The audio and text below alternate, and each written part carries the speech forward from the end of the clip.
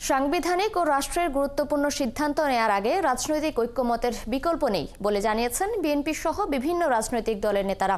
তারা বলছেন ১৭ বছর বয়সীদের ভোটার করতে প্রধান উপদেষ্টার পরামর্শ বাস্তবায়নের জন্য আইনি প্রক্রিয়া শেষ করে সংসদের বাইরে আলোচনার সুযোগ কম। তাই ভোটারদের বয়স ১৭ বছর করার আগে জনগণের সমর্থন প্রয়োজন।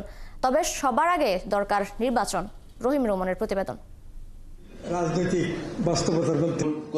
সামাজিক পরিস্থিতি, তরুণ নেতৃত্ব নিশ্চিত করা ও প্রযুক্তি ব্যবহারে বৈশ্বিক বিকাশে তরুণদের অংশগ্রহণের সক্ষমতা বাড়ানোর যুক্তি তুলে ধরে ২৭ ডিসেম্বর ফোরাম ফর বাংলাদেশ স্টাডিজের জাতীয় সংলাপে ভার্চুয়ালি যুক্ত হয়ে ১৭ বছর বয়সীদের ভোটার করা উচিত বলে পরামর্শ দেন প্রধান উপদেষ্টা। তরুণরা সংখ্যায়ও বেশি, দেশের ভবিষ্যৎ নিয়ে তারা আগ্রহী, নিজের ভবিষ্যৎ নিয়ে তার মতামত দেওয়ার জন্য আমি মনে করি ভোটার হওয়ার বয়স ১৭ বছর নির্ধারিত হওয়া উচিত।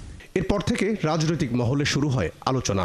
নেতারা বলছেন, যেহেতু বর্তমান সরকার ভোটে নির্বাচিত নয়, তাই তাদের জন্য এই সিদ্ধান্ত বাস্তবায়নের চেষ্টা নির্বাচনকে বিলম্ব করে রাজনৈতিক সংকট বাড়াতে পারে।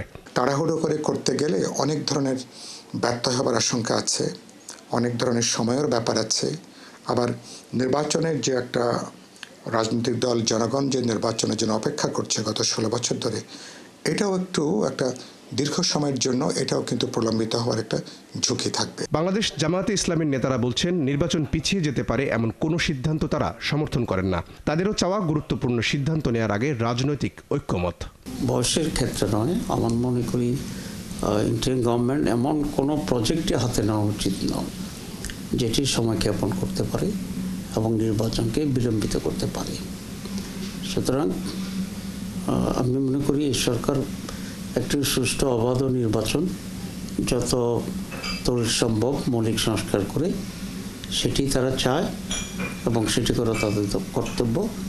এখানে ভিন্নতর কোনো চিন্তা করার অবকাশ নাই।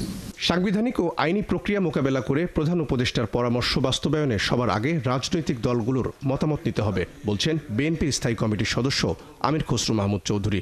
যে কারণে আমরা শেখ হাসিনার বিরুদ্ধে লড়েছি, যে একটা গণতান্ত্রিক অর্ডারে দেশকে নিতে হবে, একটা নির্বাচিত সরকার, নির্বাচিত সংসদ যারা জনগণের কাছে দায়বদ্ধ, জবাবদিহি থাকবে, এই জন্যই তো লড়েছি। এছাড়া তো দ্বিতীয় কোনো প্রক্রিয়া নেই, এখানে একটাই প্রক্রিয়া। ১৭ বছরে ভোটার করার পরামর্শের পেছনে কোনো রাজনৈতিক উদ্দেশ্য আছে কিনা এমন প্রশ্নে তিনি বলেন, নির্বাচনের আগে এ ধরনের সিদ্ধান্ত না নিয়ে আগামী সংসদের জন্য প্রধান উপদেষ্টার এই পরামর্শ রেখে দেওয়া যেতে পারে। আমরা ম্যাচুরিটিকে বাদ দিয়ে যদি ১৭ বছরে যাওয়ার সিদ্ধান্ত হয়, জাতি যদি মনে করে ম্যাচুরিটির প্রয়োজন নাই, সেটাও অসুবিধা নেই। রহিম রুমন, ৭১, ঢাকা।